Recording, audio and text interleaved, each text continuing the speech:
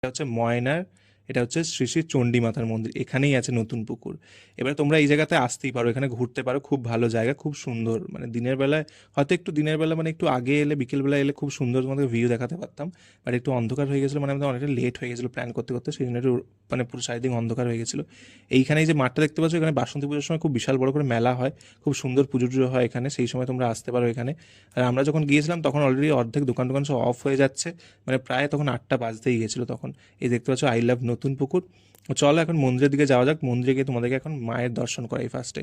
এখানে মোটামুটি ভিড় ছিল সেই দিন, কারণ সেদিন গুরু পূর্ণিমা ছিল। আর তো সেই গুরু পূর্ণিমার জন্য হালকা হালকা মোটামুটি ভিড় ছিল। এর আগে হয়তো এলে আরও একটু বেশি ভিড় হতো।